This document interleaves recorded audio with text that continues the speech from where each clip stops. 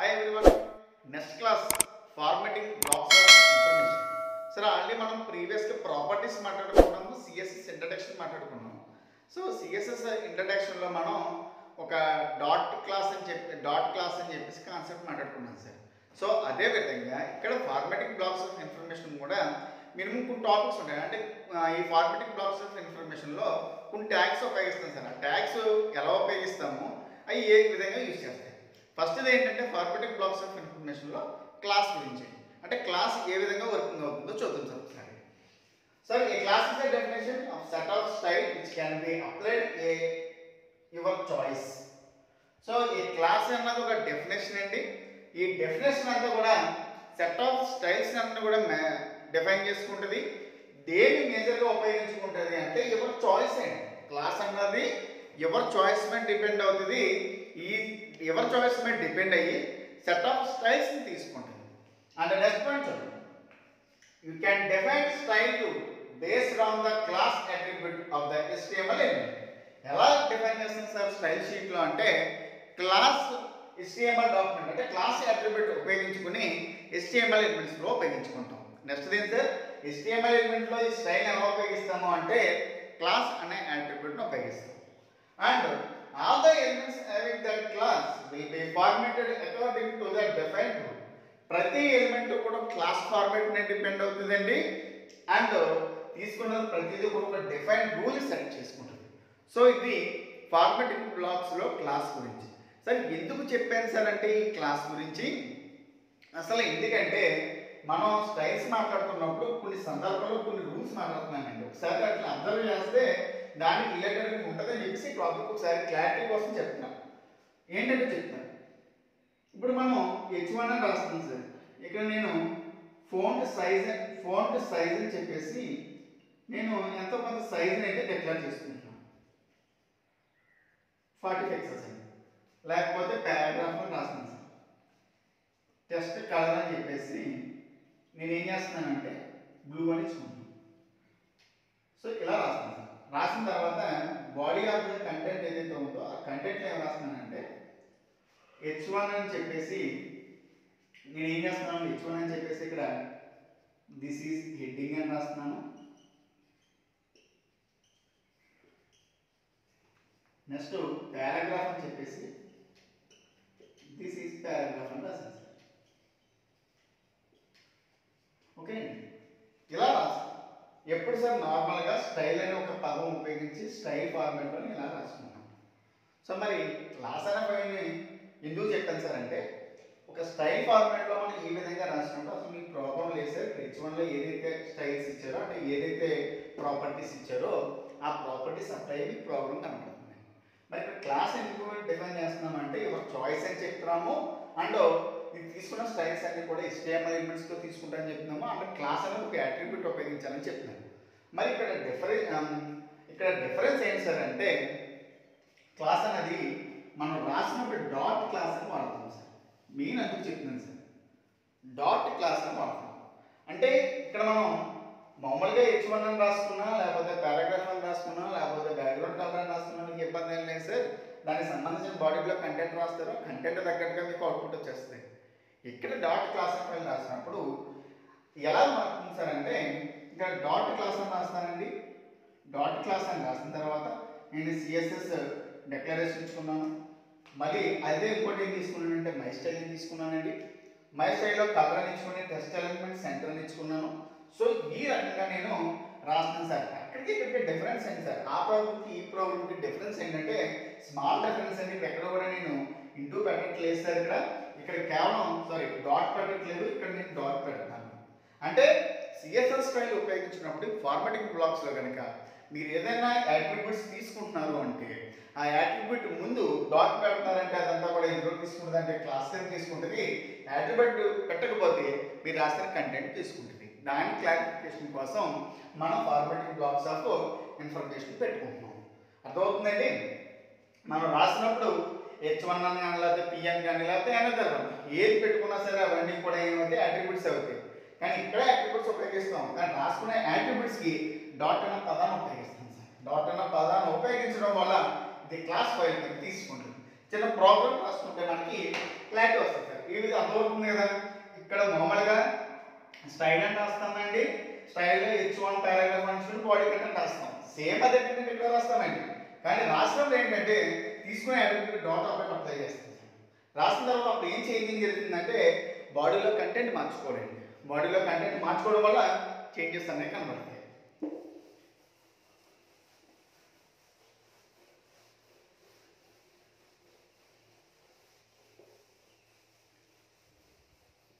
Problem చూడండి sir, ఆ class wise సంబంధించి స్టైల్ కామన్ సార్, స్టైల్ అలాగే రాస్తారు. తర్వాత నేనేం చెప్తానంటే స్టైల్లోని డాట్ అని ఉపయోగించుకుంటున్నాను కాబట్టి డాట్ H1 రాశాను సార్. ఇక్కడ నేను ఫాంట్ కలర్ ఇచ్చాను సార్, ఫాంట్ కలర్ గ్రీన్ అని ఇచ్చుకున్నాను, సెమీకోలన్ క్లోజ్, పారాగ్రాఫ్ రాస్తాను సార్. ఇక్కడ నేను టెక్స్ట్ కలర్ రెడ్ అని రాస్తున్నాను, క్లోజ్. అండ్ ఇక్కడ ఏం వేస్తున్నానంటే బీజీ కలర్ అని ఇచ్చాను సార్, బ్యాక్గ్రౌండ్ కలర్. లేకపోతే ఇక్కడే రాసుకోవచ్చు సార్, అది ఫస్ట్లో రాసుకోవచ్చు బీజీ కలర్. లేకపోతే బ్యాక్గ్రౌండ్ కలర్ అని రాసిన పర్లేదు, బీజీ కలర్ అని రాసిన పర్లేదు. రాసుకుని బ్యాక్గ్రౌండ్ కలర్ పింక్ అని రాసింది సార్. సో ఇది రాసిన తర్వాత బీసీ కలర్ నేను డాట్ ఇవ్వట్లేదు సార్, ఎందుకంటే ఇది బ్యాక్గ్రౌండ్ కలర్ కాబట్టి ఇవ్వాల్సిన అవసరం లేదు. Next body రాస్తానండి. బాడీ రాసిన తర్వాత ఇప్పుడు ఏ విధంగా రాయాలి సార్, సారీ ఇక్కడ స్టైల్ క్లోజ్ చేస్తాము, తర్వాత బాడీ రాస్తాము. బాడీ రాసిన తర్వాత ఏ విధంగా రాయాలి అంటే మీరు ఏదైతే హెడ్డింగ్ అనుకుంటున్నారో H1 అని రాస్తారు సార్. ఏం రాయాలి అంటే క్లాస్ అని రాయాలి. క్లాస్లో ఏం ఇచ్చుకున్నారు సార్, మీరు H1 అని ఇచ్చుకున్నారు కాబట్టి H1 అని రాయాలి. ఈసారి హెడ్డింగ్ వేద్దాం అనుకుంటున్నారు కాబట్టి దిస్ ఈజ్ హెడ్డింగ్ అని రాస్తారు. సో దీన్ని క్లోజ్ చేస్తారు. దేన్ని క్లోజ్ చేస్తారు, H1ని క్లోజ్ చేస్తారు. నెక్స్ట్ పారాగ్రాఫ్ రాస్తారు. పారాగ్రాఫ్ క్లాస్ అని రాసుకున్నారంటే నేను క్లాస్ ఈక్వల్ టు మళ్ళీ పిఎన్ఏ రాసుకున్నారు. ఇక్కడే రాస్తారు సార్ అంటే దిస్ ఈజ్ పారాగ్రాఫ్ అని రాస్తారు. సో మళ్ళీ పారాగ్రాఫ్ క్లోజ్ చేస్తారు. సో మీరు బాడీని క్లోజ్ చేస్తారు అండ్ HTML క్లోజ్ చేస్తారు. ఈ విధంగా క్లోజ్ చేస్తే మీకు అవుట్పుట్ ఏమొస్తుంది సార్ అంటే మీరు రాస్తున్న హెడ్డింగ్కి దేంతో లింక్ చేశారు అంటే క్లాస్ H1తో లింక్ చేశారు. H1 ఏం చేశారండి, క్లాస్ H1తో లింక్ చేశారు. ఎప్పుడైతే క్లాస్ H1తో లింక్ చేశారో H1 కలర్ ఏం చేస్తారు, మీరు ఫాంట్ కలర్ గ్రీన్ ఇచ్చారు అంటే హెడ్డింగ్ కలర్ ఏమొస్తుంది సార్, మీకు గ్రీన్ కలర్లో వస్తుంది. నెక్స్ట్ అంటే పారాగ్రాఫ్ రాశారు. పారాగ్రాఫ్ దేనికి లింక్ చేశారు, పీతో లింక్ చేశారు. పీలో రాశారు టెక్స్ట్ కలర్ రాశారు, ఇలా టెక్స్ట్ కలర్ ఏం రాశారు, రెడ్ అని రాశారు. సో ఈ పారాగ్రాఫ్ కలర్ సార్ ఏమొస్తుంది, రెడ్ కలర్ అని వస్తుంది. అదేవిధంగా బీజీ కలర్ రాస్తారు అంటే బ్యాక్గ్రౌండ్ కలర్ రాస్తారు. సో బ్యాక్గ్రౌండ్ కలర్ అంటే ఏంటి సార్, పింక్ అని ఇచ్చుకున్నారు. సో మీకు బ్యాక్గ్రౌండ్ కలర్ అంతా ఏ విధంగా డిస్ప్లే అవుతుంది, పింక్ కలర్ కింద డిస్ప్లే అవుతుంది. అంటే ఇక్కడ క్లాస్ వల్ల ఏం చేస్తుందంటే అట్రిబ్యూట్ రాస్తున్న కంటెంట్ని మళ్ళీ మీరు డిస్ప్లే చేయాలనుకుంటే మళ్ళీ ఇక్కడ బాడీలో మీరు ఏదైతే రాద్దాం అనుకుంటున్నారో హెడ్డింగ్గా లేకపోతే పారాగ్రాఫ్ సంథింగ్ ఎనీవో రాసినప్పుడు మళ్ళీ ఖచ్చితంగా క్లాస్ అని మెన్షన్ చేయాలి.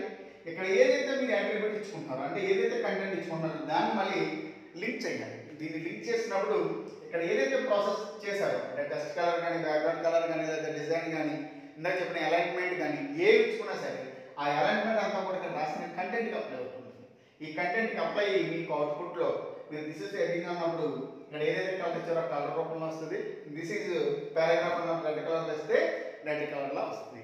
ఇది ఫార్మాటింగ్ బ్లాక్స్ ఆఫ్ ఇన్ఫర్మేషన్లో మనం దేని గురించి మాట్లాడుకున్నాం అంటే క్లాస్ గురించి మాట్లాడుకున్నాం. క్లాస్ అంటే ఏంటంటే డాట్లో అట్రిబ్యూట్ సెలెక్ట్ చేస్తాము. బాడీ కంటెంట్లో మీరు హెడ్డింగ్ ఇచ్చుకున్న పారాగ్రాఫ్ ఇచ్చుకున్న మళ్ళీ క్లాస్ అని రాసి ఈక్వల్ టు అక్కడ ఏదైతే నేమ్ ఇచ్చారో ఆ నేమ్కి నేమ్కి లింక్ చేస్తారు. లింక్ చేసిన తర్వాత పారాగ్రాఫ్ ఏదైతే ఉందో ఆ పారాగ్రాఫ్ కానీ లేకపోతే హెడ్డింగ్ కానీ మీకు అవుట్పుట్లో ఇచ్చిన కలర్ కానీ లేకపోతే దాని యొక్క డిజైన్ కానీ మీకు డిస్ప్లే అవి మీకు ప్రోగ్రామ్ అవుట్పుట్ అనేది వస్తుంది. ఇది క్లాస్ గురించి. నెక్స్ట్ మన ఫార్మాటింగ్ బ్లాక్స్లో డివిజన్ ట్యాగ్ గురించి స్పాన్ ట్యాగ్ గురించి మాట్లాడుకుంటామండి. రెండు చాలా most important sir, division tag and span tag. Division tag ఏంటంటే మీరు రాస్తున్న కంటెంట్ని పార్ట్స్ కింద డివైడ్ చేస్తూ ఉంటుందండి. అంటే ఎలాగంటే ఆర్డర్ లిస్ట్ అన్ఆర్డర్ లిస్ట్ ఎలా అయితే రాస్తామో అక్కడ లిస్ట్ ఏ ఫార్మాట్లో చూపిస్తుందో ఆ ఫార్మాట్లో మనకి చూపించాలనుకుంటే డివిజన్ ట్యాగ్ అండి. మరి స్పాన్ ట్యాగ్ ఎలా ఉపయోగపడుతుంది అంటే మనం ఏదైనా ఒక పారాగ్రాఫ్ రాసుకుంటున్నాం అనుకోండి, ఒక్కొక్క పాయింట్ దగ్గర కలర్ అయినా హైలైట్ అవ్వాలనుకుంటే ఆ కలర్ని చేసుకోవడం, మళ్ళీ తర్వాత కంటిన్యూస్ మళ్ళీ బ్లాక్ కలర్లో రావడం, ఇలా చేయాలి అనుకుంటే స్పాన్ టెక్ ద్వారా ఉపయోగిస్తాం. అంటే పారాగ్రాఫ్లో మధ్యలో అక్కడక్కడ కలర్స్ డిస్ప్లే అవ్వాలి. రాస్తున్న పారాగ్రాఫ్ 10 లైన్స్ రాశారు అనుకోండి, ఫస్ట్ లైన్లో ఒక లెటర్ హైలైట్ చేసుకున్నాం, కంప్యూటర్ అన్న లెటర్ మీకు మధ్యలో ఏమవ్వాలంటే ఒక గ్రీన్ కలర్లో రావాలి. ఎలాగైనా హైలైట్ చేద్దాం అనుకున్నారు అనుకోండి, హైలైట్ చేసేదంతా కూడా ఏ విధంగా డిస్ప్లే చేస్తామంటే స్పాన్ ట్యాగ్. రెండు రిలేటెడ్గా ఉంటాయి సార్. ఎలాగంటే డివిజన్ ట్యాగ్ అంటే డివైడ్ చేసుకుంటే వస్తుంది, స్పాన్ ట్యాగ్ కూడా డివైడ్ చేసుకోవడమే. బట్ ఇన్లైన్ ఎలిమెంట్ అంటే ఆ లైన్లో ఎలిమెంట్ మాత్రమే డిస్ప్లే చేస్తుంది. డివిజన్ అంటే రాస్తున్న పార్ట్స్ అన్ని కూడా డివిజన్ చేసుకుంటే వెళ్ళిపోద్ది మనం. అంటే పార్ట్స్ అన్ని కూడా నెక్స్ట్ లైన్కి మనం నెక్స్ట్ లైన్ అని ఎంటర్ చేయకుండా అదే నెక్స్ట్ లైన్ కింద తీసుకుంటూ ఉంటుంది డివిజన్ ట్యాగ్. ఒకసారి దాన్ని మనం థియరిటికల్గా చూద్దాం sir. So the HTML division tag is used for defining the selection of your document. HTML మనం డివిజన్ అనే ట్యాగ్ ఉపయోగించుకుని మన HTML ఎలిమెంట్లో సెలెక్షన్ చేస్తాం.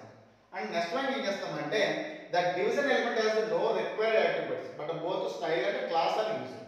సరే, ఇక్కడ డివిజన్లో మనం ఏం రిక్వైర్మెంట్స్ ఏం తీసుకోమండి. సో ప్రీవియస్గా మనం ప్రాపర్టీస్ వాల్యూస్లో బార్డర్కి అయినా సరే ఒక డిఫరెంట్ స్టైల్ డిఫరెంట్ ఫార్మాట్ తీసుకున్నాము, లేకపోతే బ్యాక్గ్రౌండ్ కలర్ ఇవ్వాలంటే ఒక డిఫరెంట్ ఫార్మాట్ తీసుకున్నాము, లేకపోతే టెక్స్ట్కి ఇవ్వాలి అనుకుంటే దానికి కలర్ ఇవ్వాలనుకుంటే దానికి ఒక ప్రాపర్టీ తీసుకున్నాం.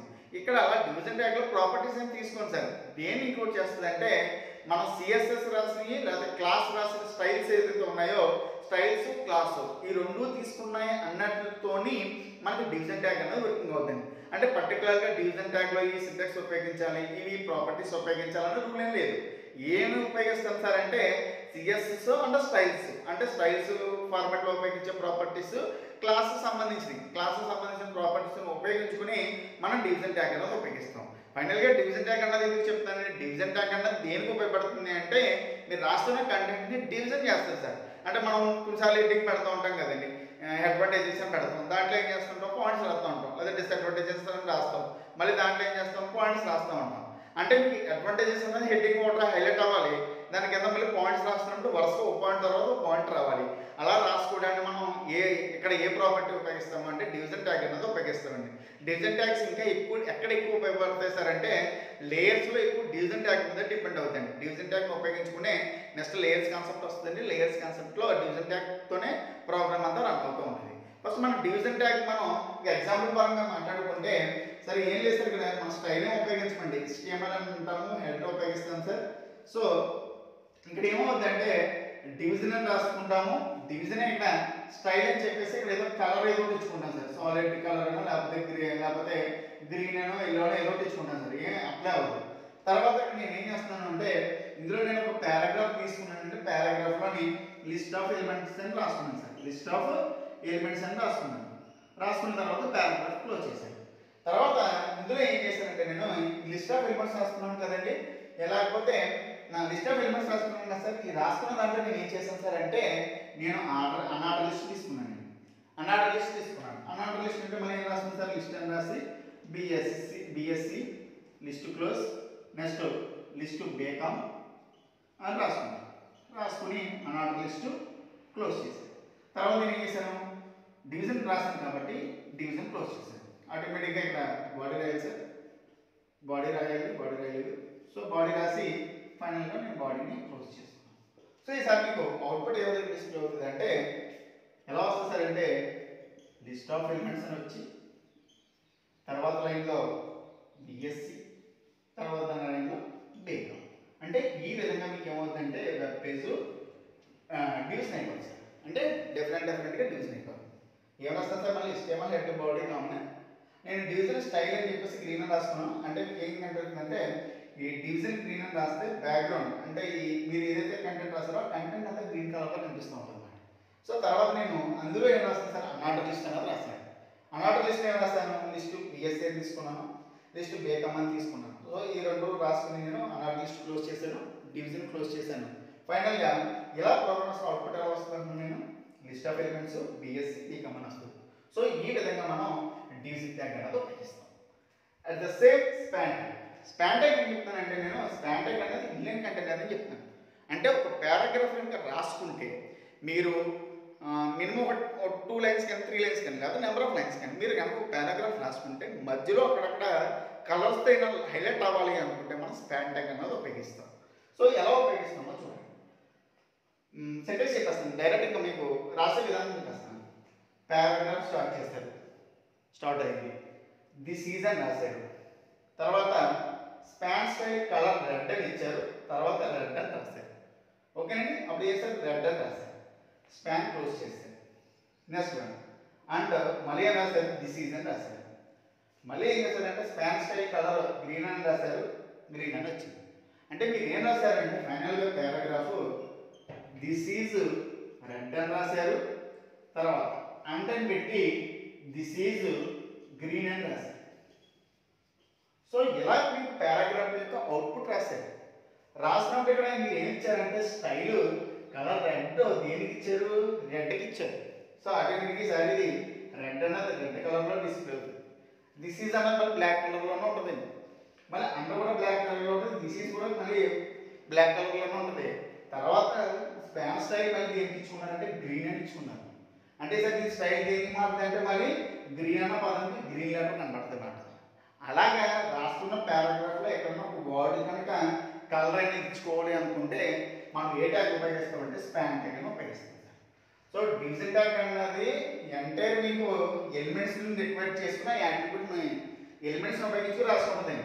కానీ స్పాన్ ట్యాగ్ అన్నది దేని మీద డిపెండ్ అవుతుందంటే ఇన్లెట్ కంటైనర్ లైన్లో మాత్రమే ఏమైనా కలర్స్ చేంజ్ చేయాలనుకుంటే స్పాన్ ట్యాగ్, డాక్యుమెంట్లో డివిజన్ చేయాలి అనుకుంటే డివిజన్ ట్యాగ్. సో ఈ 2 ట్యాగ్స్ కూడా మనం ఎక్కువగా సిఎస్ఎస్లో ఉపయోగిస్తూ ఉంటాం అన్నమాట. సో మనం సిఎస్ఎస్ టాపిక్ అది మనం ఫార్మాటింగ్ బ్లాక్స్లో ఏం చెప్పుకుంటామంటే క్లాస్ గురించి చెప్పుకుంటాము, అండ్ డివిజన్ ట్యాగ్ గురించి చెప్పుకుంటాము, అండ్ స్పాన్ ట్యాగ్ గురించి చెప్పుకుంటాం. క్లాస్ అనేది కూడా డాట్ ఫైల్తో చేస్తుంది కాబట్టి దాని పైన బాడీ ఆఫ్ ద కంటెంట్ని తీసుకుంటుంది. తర్వాత మనం డివిజన్ ట్యాగ్ అంటే డాక్యుమెంట్లో రాసిన కంటెంట్ని డివిజన్ చేసుకుంటుంది.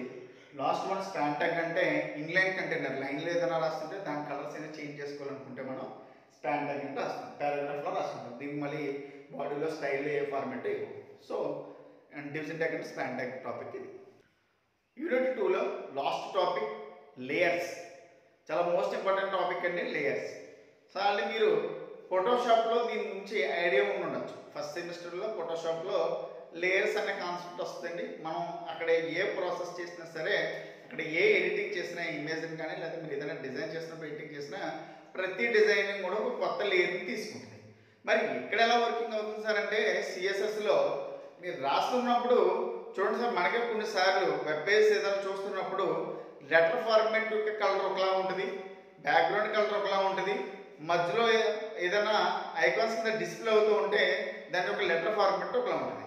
మనం చూస్తున్నప్పుడు ఏదైనా ఒక వెబ్సైట్ చూస్తున్నప్పుడు దాంట్లో డిఫరెంట్ కలర్స్ కనిపిస్తూ ఉంటాయండి. ఆ డిఫరెంట్ కలర్స్ ఎలా కనిపిస్తున్నాయి సార్ అంటే వెబ్ పేజ్లో లేయర్స్ అనే concept sir.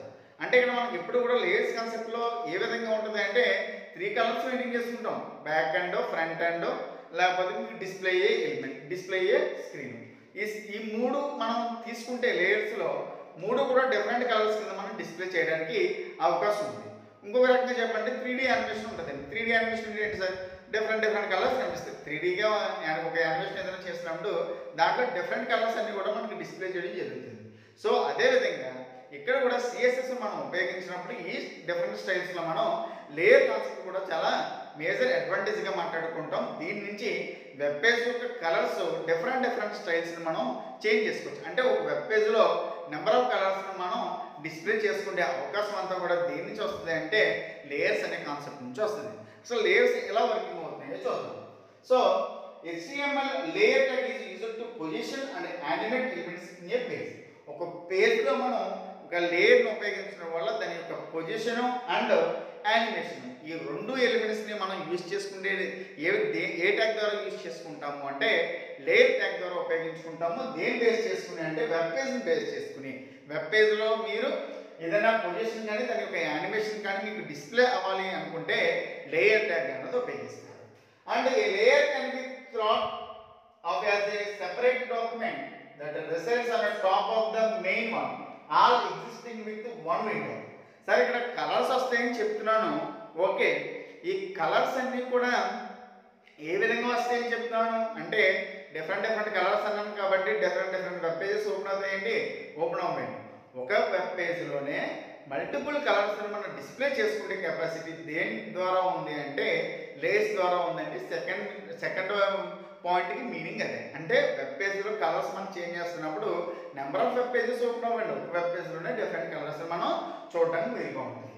Next one, when creating a web page we can create layers using HTML division tag.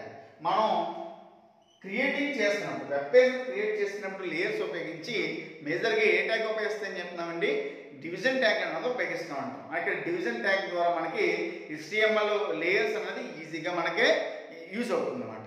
Next point, we can use division tag with various attributes to create divisions. ఇక్కడ ఈ division tag ద్వారా ఏమవుతుందంటే different HTML elements and different attributes అన్నిటిని తీసుకుని ఈ division tag ద్వారా మనం లేయర్ని డివైడ్ చేయగలుగుతున్నాం. ఎందుకు సార్ డివిజన్ ట్యాగ్ ఉపయోగించారని అడిగితే, డివిజన్ ట్యాగ్ చేసే పని ఏంటి సార్, ఒక డాక్యుమెంట్ అంటే వెబ్ డాక్యుమెంట్ని మనం డిఫరెంట్ పార్ట్స్గా డివైడ్ చేసుకుంటూ వెళ్తుంది.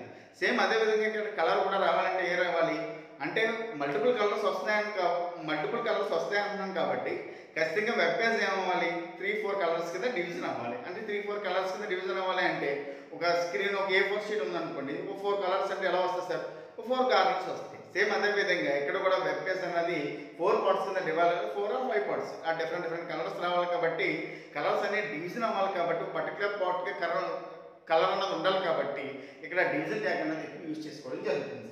లాస్ట్ ఇంకేంటి sir, the CSS layer refer to applying the Z indexing, very most important sir, Z indexing property to elements that overlapping each other. CSS layer దేన్ని ఎక్కువ apply చేస్తుంది అంటే Z index ప్రాపర్టీని ఎక్కువ అప్లై చేస్తుంది సార్. Z index అనే ప్రాపర్టీని ఉపయోగించడం వల్ల మనకి ఈ లేయర్ కాన్సెప్ట్ అనేది CSSలో వర్కింగ్ అవుతుంది. CSSలో లేయర్ కాన్సెప్ట్ ఉపయోగించాలి అంటే డివిజన్ ట్యాగ్ అనేది ఉపయోగిస్తామని చెప్తున్నాను. అండ్ ఇంకోటి ఏం చెప్తున్నాను అంటే అనదర్ వన్ Z index అనే ప్రాపర్టీని చెప్తాను సార్. ఈ Z index ప్రాపర్టీ ఏం చేస్తుందంటే లేయర్ యొక్క స్టైల్స్ని, డిజైనింగ్ ఓవరాల్ దాని యొక్క విడ్త్ని కానీ లేకపోతే దాని యొక్క హైట్ని కానీ లేకపోతే దాని యొక్క కలర్స్ని కానీ మనం మెన్షన్ చేయాలంటే ఏ ప్రాపర్టీ తీసుకుంటాం సార్ అంటే Z index ప్రాపర్టీని తీసుకుంటాం. ఈ Z index ప్రాపర్టీ తీసుకోవడం వల్ల CSS లేయర్ అనేది మనకి వర్కింగ్ అవుతుంది. సో మనం లేయర్ కాన్సెప్ట్ దేని ఎక్కువ ప్రాపర్టీ కలిగి ఉంటుందని చెప్తున్నాము అంటే Z index ప్రాపర్టీ కలిగి ఉంటుంది. మరి ఆ Z index యొక్క ప్రాపర్టీ గురించి తెలుసుకుందాం. సో మనం Z index property used along with the position property to create an effects of layers. Sir Z index అంతా కూడా లేయర్ యొక్క ఎఫెక్ట్స్ని కానీ లేయర్ యొక్క డిజైనింగ్ కానీ ఈ అన్ని పొజిషన్లో మనం పొజిషన్ కానీ ఇవి చేంజ్ చేయాలంటే ఏ ప్రాపర్టీ ఉపయోగిస్తాం సార్, Z index ప్రాపర్టీని ఉపయోగిస్తాం. అంటే మనం గతంలో మనం బ్యాక్గ్రౌండ్ కలర్ అంటే PG కలర్ అని రాసుకుని దాని మళ్ళీ ఫోంట్స్ అంటే ఫోంట్ సైజు ఫోంట్ కలర్ అని రాసుకున్నాం, టెస్ట్ అంటే మళ్ళీ కలర్ లేదా టెస్ట్ ఎలిమెంట్ రాసుకున్నాం. ఇక్కడ లేయర్స్కి వచ్చినప్పటికి ఏం ఉపయోగిస్తాం సార్, డివిజన్ ట్యాగ్ కూడా ఉపయోగిస్తున్నాం, దాంతోపాటు Z index ప్రాపర్టీ ఉపయోగిస్తున్నాం. సో Z index ప్రాపర్టీ చేసే పని ఏంటంటే లేయర్స్కి ఎఫెక్ట్స్ని మార్చాలన్నా దానిలో యానిమేషన్ అయినా సెట్ చేయాలన్నా అదేవిధంగా దానికి ఒక పొజిషన్ సెట్ చేయాలన్నా సరే మనం ఏ ప్రాపర్టీ యూజ్ చేస్తాం సార్ అంటే ఇక్కడ Z index అనే ప్రాపర్టీని యూజ్ చేస్తాం. అండ్ తర్వాత నెక్స్ట్ పాయింట్ ఏంటంటే you can specify which element should cover and top into which element should at bottom. సరే ఇక్కడ మనం లేయర్స్ అనేది ఇక్కడ ఎలా చేంజ్ అవుతుంది అంటే మనకి 3-4 స్టెప్స్ కింద చేంజ్ అవుతుందని చెప్తున్నాం. సరే ఆ 3-4 స్టెప్స్ అన్నది మిడిల్లో జరగాల లేదా టాప్లో జరగాల లేదా బాటంలో జరగాల. సో ఏ ప్లేస్లో ఎక్కడ జరగాలన్నది కూడా మనకు మెయిన్ పాయింటే కదా. సో ఇప్పుడు ఒక పేజ్ డిజైన్ చేశాను అనుకోండి సార్, ఫర్ ఎగ్జాంపుల్ నేను లేయర్స్ ఉపయోగించి ఒక వెబ్ పేజ్ ఏదైనా డిజైన్ చేశాను అనుకోండి. చేసినప్పుడు ఇక్కడ నాకు కాలేజ్ నేమ్ రావాలి, లేయర్స్ ఉపయోగించినప్పుడు కాలేజ్ నేమ్ రావాలి వచ్చింది. సో నేను తర్వాత కాలేజీలో గ్రూప్స్ రావాలి, కాలేజ్ యొక్క గ్రూప్స్ రావాలి, తర్వాత కాలేజ్ యొక్క అడ్రస్ రావాలి, కాలేజ్ యొక్క అడ్రస్ రావాలి. నేను రాసుకున్నప్పుడు ఇక్కడ టాప్ మిడిల్ బాటమ్ రాస్తాను. టాప్ మిడిల్ బాటమ్ రాసినప్పుడు నేను కాలేజ్ నేమ్ వచ్చినప్పుడు బ్యాక్గ్రౌండ్ నేను ఒక రకమైన కలర్ ఉపయోగిస్తాను, కాలేజ్ గ్రూప్స్ వచ్చినప్పుడు బ్యాక్గ్రౌండ్ ఒక రకమైన కలర్స్ ఉపయోగిస్తాను, కాలేజ్ అడ్రస్ అని రాసినప్పుడు ఇక్కడ నేను ఒక రకమైన గ్రూప్ని ఇక్కడ ఒక రకమైన కలర్ని సెలెక్ట్ చేస్తాను. అంటే నేను తీసుకున్న వెబ్ పేజ్ని రాస్తున్నప్పుడు పొజిషన్ ఏమవుతుందంటే 3 పార్ట్స్ కింద డివైడ్ చేస్తే 3 కూడా నేను డిఫరెంట్ కలర్స్ తీసుకున్నాను. అంటే ఇలా 3 పార్ట్స్ మనం డిఫరెంట్గా తీసుకోవడానికి ఏం చెప్తున్నాను అంటే నేను లేయర్స్ అని చెప్తున్నాను. ఆ లేయర్స్ మనం మెయిన్లీ ఏముండాలి, నేను ఏది యూజ్ చేయాలని చెప్తున్నాను అంటే మనం డివిజన్ ట్యాగ్ ద్వారా డివైడ్ అవుతాయండి ఇది. అంటే డివిజన్ ట్యాగ్తో పాటు జెడ్ ఇండెక్స్ అనే కాన్సెప్ట్ యూజ్ చేస్తాం. ఈ జెడ్ ఇండెక్స్ చేసే పని ఏంటంటే మనకి జెడ్ ఇండెక్స్ అంతా కూడా ఎఫెక్ట్స్ని అండ్ పొజిషన్ని కూడా మనకి చెప్తుందని చెప్తున్నాం ఫస్ట్ పాయింట్. తర్వాత ఇంకేం చెప్తుంది అంటున్నానంటే ఇది టాప్లో తీస్తున్నామా, బాటంలో రాస్తున్నామా, లేదా మిడిల్లో చేస్తున్నామా కలర్ అన్నది. మనం రాస్తున్న లేయర్ యొక్క కలర్ ఎక్కడ ఏ కలర్ డిజైన్ చేస్తున్నాం, అన్ని దిక్కులను ఒకే కలర్ మెయింటైన్ చేయం కదండి. సో అన్ని దిక్కుల ఒకే కలర్ మెయింటైన్ చేసాము అనుకోండి, సో అప్పుడు వెబ్ పేజ్ ఇంకా డిజైనింగ్ ఏముంది, మామూలుగా మనం ఏదైనా డిజైనింగ్ చేస్తాం వైట్ పేజ్ అనేది ఖచ్చితంగా వస్తుంది. అలా కాదు కదా మనం కోరుకుంటాం, ఒక్కొక్క దగ్గర ఒక్కొక్క స్టైల్ ఉండాలి, రాసిన ప్రతిదీ కూడా డిఫరెంట్ ఫార్మాట్లో ఉండాలని కోరుకుందాం. సో అలా రాయాలంటే నేను ఏం ఉపయోగించాలని చెప్తున్నాను అంటే లేయర్ అనేది ఉపయోగించాలని చెప్తున్నాను. సో ఇక్కడ చెప్పిన ఫస్ట్ పాయింట్ అంటే ఎఫెక్ట్స్ని లేయర్స్ని జెడ్ ఇండెక్స్ చూస్తుంది. నెక్స్ట్ పాయింట్ ఏంటంటే బాటమా లేకపోతే టాప్, అంటే మీరు రాస్తున్న పేజ్ టాప్ నుంచి కవర్ చేసుకుంటూ వస్తున్నారా, లేదా బాటమ్ నుంచి రాసుకుంటూ వస్తున్నారా, లేదా మిడిల్ అయినా కలర్ని మెయింటైన్ చేసుకుంటూ వస్తున్నారా.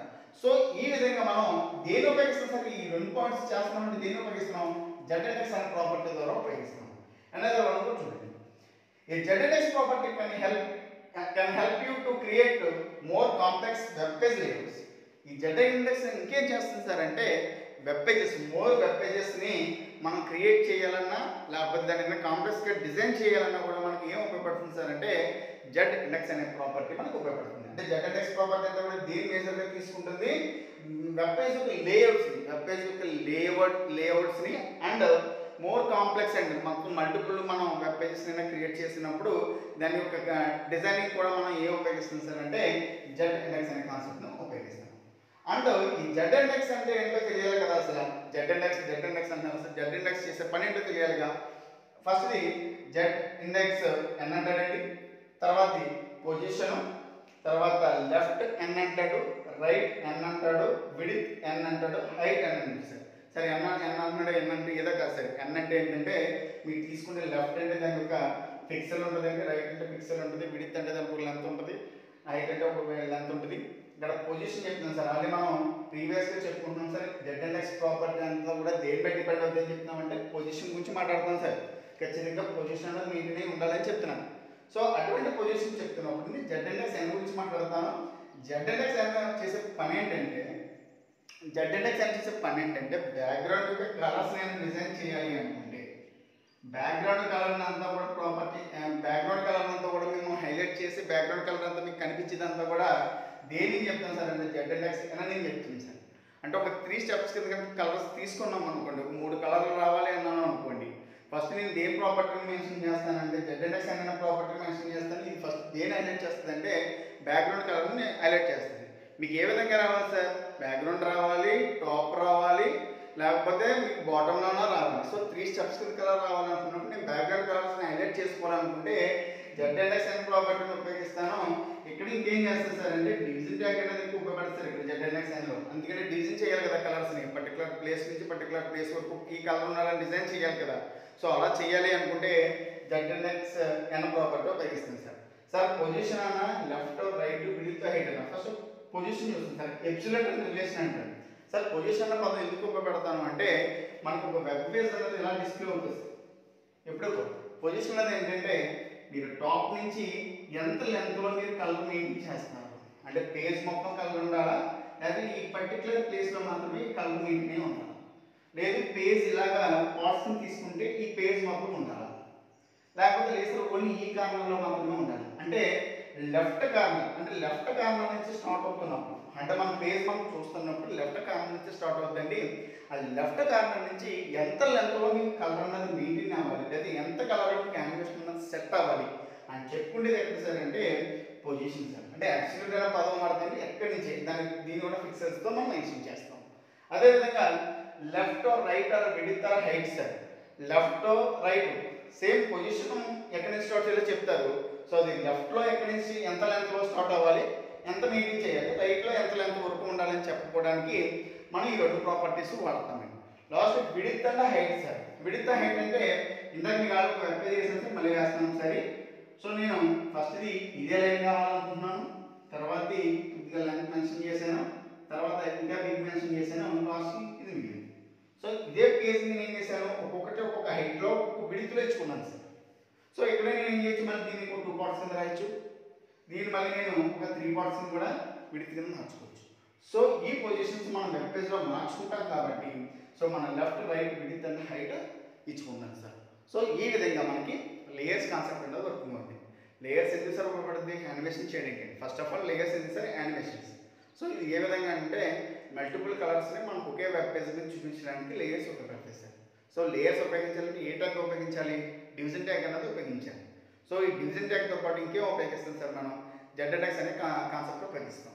ZX ఎందుకు ఉపయోగపడుతుంది సార్? పొజిషన్ని యానిమేషన్ని కొత్తగా క్రియేట్ చేయడానికి మనకి ZX అనేది ఉపయోగపడుతుంది. దాంతోపాటు ఏం చేస్తుంది సార్? ఇది కలర్ బ్యాక్గ్రౌండ్ కలర్స్ని డిజైన్ చేయడానికి కూడా మనకి ZX అనేది ఉపయోగపడుతుంది. సో దాంట్లో మనం చేసే ప్రాసెస్ ఏంటి సార్? ఈ విధంగా లేయర్స్ సెట్ అవ్వాలంటే ZX వాడతాము, అండ్ లెఫ్ట్ వాడతాము, రైట్ వాడతాము, and height, left, and position చెప్తుంది సార్. అబ్సల్యూట్ పొజిషన్ కూడా చెప్తాం. ZX అన్నంతా కూడా బ్యాక్గ్రౌండ్ ఎఫెక్ట్ చెప్తుంది. పొజిషన్ లెఫ్ట్ నుంచి ఎక్కడి నుంచి స్టార్ట్ అవుతుందని చెప్తుంది.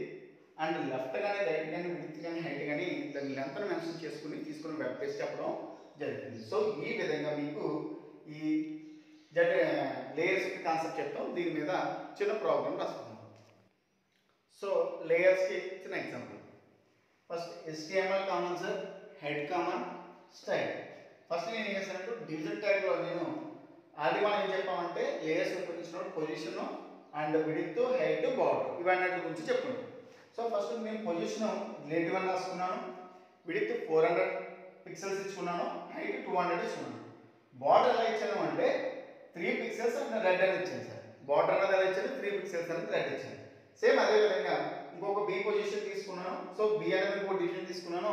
సేమ్ ఇక్కడ ఏదైతే ఎలా ఇచ్చానో సేమ్ అదే కాన్సెప్ట్ ఇచ్చాను, కానీ దానికి కలరింగ్ చేశాను, గ్రీన్ కలర్ ఇచ్చుకున్నాను. తర్వాత C తీసుకుంటే అలా D, లేకపోతే అలా మీ ఇష్టం ఎన్ని తీసుకున్నా పర్లేదు సార్. సో నేను ఇక్కడ C అని తీసుకున్నాను. సేమ్ అదే విధంగా విడ్త్, హైట్, బార్డర్ కూడా ఇచ్చుకోవడం జరిగింది. ఫైనల్గా దీనికి మాత్రం కలర్ ఎల్లో అని ఇచ్చాను. సో ఇక్కడికి మీరు ఏం చేస్తున్నట్టు అంటే 3 లేయర్స్ని డిజైన్ చేశారు సార్. మీరు ఇక్కడ ఏం చేశారు? 3 లేయర్స్ని డిజైన్ చేశారు. ఒకటి రెడ్ కలర్లో ఉన్న లేయర్ వస్తుంది, ఒకటి గ్రీన్ కలర్, ఒకటి ఎల్లో కలర్లో ఉన్న లేయర్ వస్తుంది. ఈ విధంగా మీకు ఆల్రెడీ చెప్పాను సార్. లేయర్స్లో ZX అనే కాన్సెప్ట్ని తీసుకుని ఆ ప్రాపర్టీస్ని ఫాలో అవుతుందని చెప్తున్నాను. ఆ ప్రాపర్టీస్ ఏంటంటే ఒకటి పొజిషన్, విడ్త్, హైట్, లెఫ్ట్ రాయొచ్చు, రైట్ రాయొచ్చు, లేదా బోర్డర్ రాయొచ్చు, లేదా కలర్ రాయొచ్చు, ఇంకా డిఫరెంట్గా ఉన్న కాన్సెప్ట్స్ అన్ని కూడా ఇందులో రాసుకోవచ్చండి. సో తర్వాత ఇలా నేను 3 లేయర్స్ని సెట్ చేశాను. ఆ లేయర్స్ని నేనేం చేశాను అంటే దాని హెడ్డింగ్ అని పారాగ్రాఫ్ అని బాడీలో వండించుకున్నాను సార్. తర్వాత డివిజన్ క్లాస్ ఏ అంటే ఇక్కడ ఉన్న కాన్సెప్ట్ మీకు డిస్ప్లే అవుతుంది. తర్వాత డివిజన్ క్లాస్ బి అని చెప్పేసి HTML అని రాసుకున్నాను. సో అంటే తర్వాత ఉన్న బార్డర్ ఏదైతే ఉందో ఆ బార్డర్లో HTML అని డిస్ప్లే అవుతుంది. తర్వాత డివిజన్ క్లాస్ ఏ అని చెప్పి వెబ్ టెక్నాలజీ రాసుకున్నాను. లాస్ట్ ఎల్లో కలర్లో వెబ్ టెక్నాలజీ అని డిస్ప్లే అవుతుంది. సో ఈ విధంగా రాసిన తర్వాత ప్రోగ్రామ్ సేవ్ చేసిన తర్వాత దీని యొక్క అవుట్పుట్ ఎలా వస్తుంది అంటే మనకి ఇలాగా 3 లేయర్స్ కింద వస్తాయి. ఇలా 3 లేయర్స్ కింద వస్తాయి అంతే సార్. ఇలా 3 లేయర్స్ కింద వస్తాయి సార్. డివిజన్ వస్తుంది, లేదా మీకు కల్పన వస్తుంది, కొన్నిసార్లు అయితే ఇలాగా 3 లేయర్స్ కింద వచ్చాను. సో ఫస్ట్ నేను ఏం యాడ్ చేశాను? ఇది ఏ కలర్లో వస్తుంది అంటే రెడ్ కలర్లో వస్తుంది, ఇది గ్రీన్ కలర్, అండ్ లాస్ట్ది ఎల్లో కలర్లో వస్తుంది. ఇక్కడ నేను HTML అని రాస్తాను, HTML డిస్ప్లే అవుతుంది. లాస్ట్ వన్ ఏం రాస్తానంటే వెబ్ టెక్నాలజీ అని రాస్తాను, వెబ్ టెక్నాలజీ అని డిస్ప్లే అవుతుంది. అంటే ఇలా 3 లేయర్స్ అంటే నేను చిన్న రాస్తాను సార్. మీకు సిస్టంలో చేసుకున్నప్పటికీ ఈ పిక్సెల్ సైజ్ ఇచ్చుకుంటాను కాబట్టి సైజుని తగ్గట్టుగా మీకు బార్డర్ అనేది డిస్ప్లే అవుతుంది. ఒక్కో దిక్కున ఒక రకమైన బార్డర్ అనేది వస్తుంది. సో ఈ విధంగా మనం లేయర్స్ ఉపయోగించుకుని డిఫరెంట్ స్టైల్స్ అందులో మన ZX సంబంధించిన ప్రాపర్టీస్ అన్ని ఉపయోగించుకుని డిఫరెంట్ బార్డర్స్ కింద రాసుకుని దాంట్లో కలర్స్ ఇచ్చుకుని కంటెంట్ రాసుకుని మనం ప్రోగ్రామ్ అనేది రాస్తాం సార్. సో ఇది యూనిట్ 2లో లేయర్ స్టాప్. సో ఓవరాల్గా 2 యూనిట్స్ కంప్లీట్ అయ్యాయండి. యూనిట్ 2లో మనం ఏం డిస్కస్ చేసుకున్నాం అంటే CSS గురించి CSS ఇంట్రడక్షన్ చెప్పుకున్నాం. అండ్ నెక్స్ట్ వన్ మనం లేయర్స్ కాన్సెప్ట్ చెప్పుకున్నాం. అండ్ ప్రాపర్టీ వాల్యూస్ గురించి చెప్పుకున్నాం sir. Major important property values and layers concept. And other one formatting blocks గురించి చెప్పుకున్నాం సార్. 5 మార్క్స్ కింద అడగచ్చు అన్నట్టుగా చెప్పాను సార్. సో మేజర్గా layers and properties and values అనేది మోస్ట్ ఇంపార్టెంట్ సార్. ఈ 2 చదవండి, యూనిట్ నుంచి సరిపోతుంది. సో ఇక్కడతో 2 యూనిట్స్ కంప్లీట్. Thank you.